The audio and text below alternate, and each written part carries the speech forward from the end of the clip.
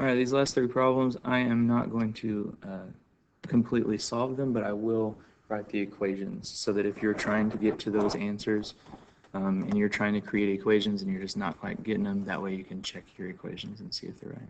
Okay, if you get the right answers, then you know your equations are right. All right, so these first two, 15 and 16, they have just two variables. Okay? 6 years ago, Jack was 3 times older than Wade. In 4 years, Wade will be half as old as Jack. How old are they now? So we're going to have Wade's age, we don't know. I'll call it W. And Jack's age, we don't know. So we'll call it J. Those are my two variables. All right, it says 6 years ago, Jack was 3 times older than Wade. Okay. So let's see.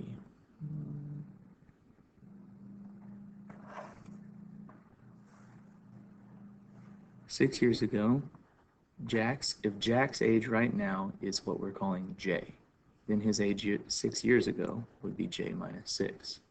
Okay. And it says was, is, and was, those are good equal sign indicators in word problems. 3 times older than Wade. 3 times Wade's age. Okay, but not Wade's age right now. Wade's age minus 6. Okay. And that's where the tough part of this comes in, okay?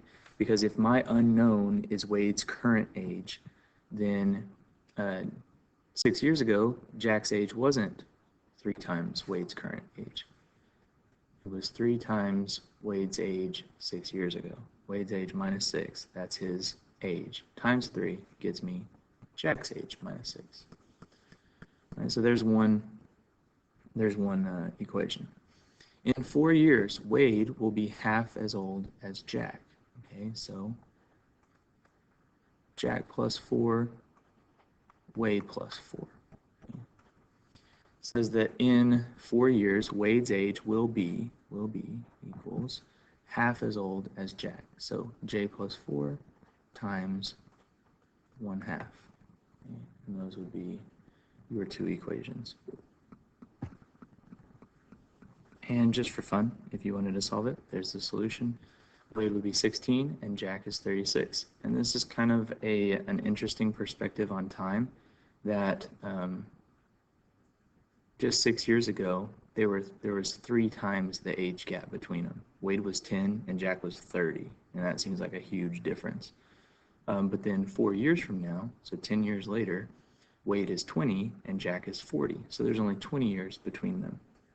And I think this perspective is why if you have siblings, maybe they seem like there's just a huge age gap between you and you just can't understand each other. But then as you grow up, sometimes you tend to grow a little closer. Because age, it doesn't seem like so much. All right, a number exceeds another by 13. A number exceeds another. So I'm going to call those two numbers x and y. One number is 13 more than the other number. That's one of my equations. Then it says the sum of 3 less than twice the greater number is, and 4 more than 3 times the lesser number is 1/12. What are the two numbers? All right, we got to decide which number is the greater number and which one is the lesser number. And we already decided that when we wrote this. We just have to understand. Okay, if x is 13 more than y, then this is the greater number, x, and the lesser number is y. Okay, so the sum of, so we're going to add some things. It says the sum of 3 less than twice the greater number. Twice the greater number, but 3 less than that. And what are we going to add it to? We've got 4 more than 3 times the lesser number. Is 1/12. And there's my two equations. I would simplify this one. Get 2x plus 3y plus 1 equals 112. And then I would do substitution. I would take this y plus 13 and pop it right in there and solve for x and y. All right, last one. It's a doozy. It says Jackson loves to collect Pokemon. Over the past few years, he's made 60 purchases of large boxes, small packs, and single cards combined. Okay, so I'm going to call it large, small, and single cards. I'm just going to hone in on N. I've already used S. So he's made 60 purchases. So let's go ahead and write one equation right now. The number of large boxes plus the number of small packs plus the number of single cards equals what? 60. Then it says the large boxes are $90 each, small packs are $13 each, and single cards are $2. He spent a total of $384. So that's my total, $384. How did I get there? Well, I made $90 for every large box. So if I sold one large box, that'd be 90 bucks, two, 180, so on and so forth. Then I made $13 off of every small pack and $2 off of every single card. There's another equation. If the number of single cards he bought is equal to, so the number of single cards he bought is equal to 5 times the number of large boxes and small packs combined. Okay.